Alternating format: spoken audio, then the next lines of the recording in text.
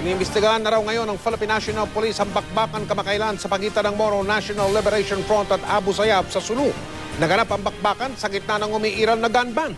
Ayon sa AFP, hindi pa malinaw ang sistema ng pagdidisarma o pagtatanggal ng mga armas sa MNLF o Moro National Liberation Front.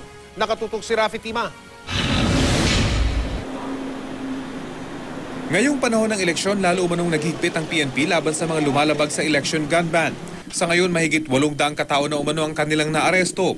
Nakakumpiska na sila ng mahigit 800 iba't ibang klase ng baril, mga granada at iba pang pampasabog kabilang ang ilang patalim. Marami dito nakumpiska sa Autonomous Region of Muslim Mindanao o ARMM. Pero ang ilang rebelding grupo tila hindi naabot ng batas. Sa kalagitnaan ng ipinapatupad na gun ban, nakipagsagupa ang MNLF sa Abu Sayyaf Group sa Patikul, Sulu. Ayon kay MNLF Central Committee Chairman Nur Miswari, sinugod ng MNLF ang kampo ng Abu Sayyaf nitong nakarang mga araw matapos tambangan ng ilan sa kanilang tropa. So anong nag-trigger na nag-decide na kayo once and for all na tapusin na natin itong Abu Sayyaf? Ano po nag-trigger? We had reached the end of our road kaya sa kahintay namin. I heard parang nagsawa na sila. Why are they not taking any moves at all? And sinong nabibiktim? The government cannot feel it, but our citizens in Holo. Sa naganap na bakbakan, nakupkob ng MNLF ang kampo ng Abu Sayyaf at nagresulta umano sa paglaya ng 2 Pilipinong mamamahayag.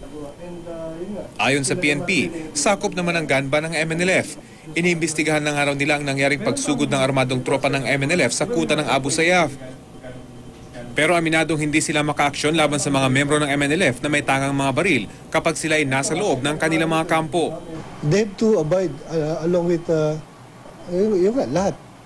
So kung lumabas sila sa kampo nila at mahuli sila ng PNP, ma-charge po sila ng illegal gun possession? Yes, may mga naman, meron tayong mga instructions sa kanila tungkol dyan.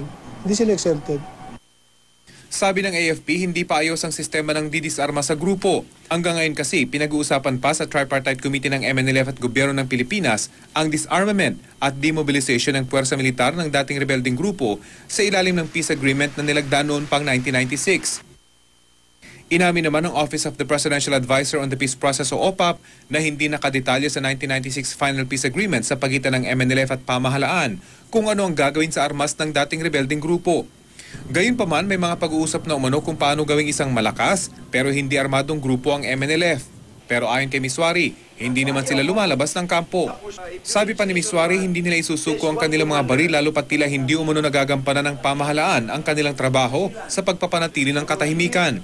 Bukod dito, hindi naman daw nakasaad sa 1996 Final Peace Agreement na kailangan nilang isuko ang kanilang armas. MNLF could not afford to abandon its arms kasi marami naman na nasagasaan namin dati during the war, lalo-lalo mga politicians. And the politicians are not being disarmed. Rafi Tima, Nakatuto, 24 Oras.